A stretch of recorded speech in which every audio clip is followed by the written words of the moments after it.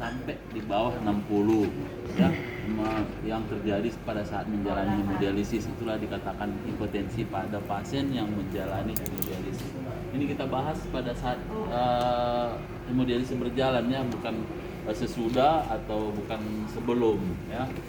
Hipotensi intradialitik didefinisikan sebagai penurunan tekanan darah sistolik di bawah 40% atau sistolik di bawah 20 mm dari waktu 15 menit ya. Kemudian hipotensi ini banyak kali pengertiannya. Ini faktor yang mempengaruhi hipotensi adalah sama-sama mungkin kawan-kawan udah tahu, faktor utama itu adalah ultrafiltrasi yang berlebihan. Di mana bila mana penarikan ultrafiltrasi yang berlebihan itu akan risiko tinggi terjadinya penurunan tekanan darah. Nah, itu tidak lagi kemungkinan, itu pasti kan terjadi ya pada pasien-pasien. Makanya dulu Prof itu sering coba ukur dulu 3,8% berapa dia standarnya kenaikan berat badannya gitu. Jadi makanya di sini kenapa itu dilakukan, karena untuk menghindari terjadinya hipotensi pada saat hemodialisis berjalan. Kemudian waktu dialisis yang pendek dengan ultrafiltrasi yang tinggi. Nah, kawan-kawan kan sering ini ngeset kadang pasien 2 kilo 1 jam. Itu sebenarnya nggak bagus. Itu akan cenderung dia akan membuat pasien itu terjadi hipotensi. Nah, itu akan mempengaruhi faktor dia suatu sebelum selesai akan mempengaruhi faktor dia hipotensi. Cuman boleh kita lakukan dengan catatan hanya pasien-pasien yang emergensi. Untuk mengeluarkan seperti kalau dia udah ada sesak napas segala macam itu bisa kita lakukan, tetapi dengan catatan kalau ada pengaturan begini pemantauan tensinya itu harus ketat.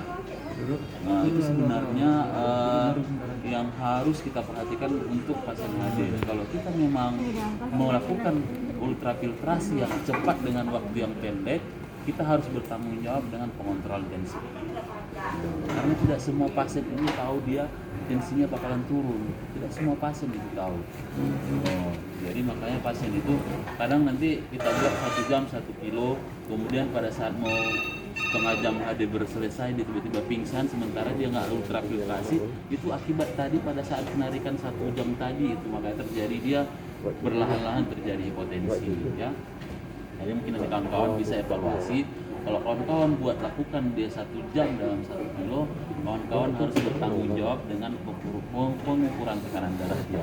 Jangan sampai dia tensinya di bawah 60, jangan sampai dia di bawah 30% atau 40% dari tensi normal dia ya. Kemudian disfungsi jantung ini otomatis. Kalau dia ada disfungsi jantung seperti pasien-pasien kita kayak itu nomor 3 itu udah disfungsi jantung, ada pembesaran pada jantung.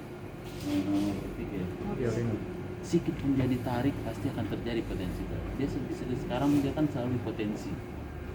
Kenapa? Karena disfungsi jantung dia sudah terjadi gangguan pada jantung, pembengkakan jantung.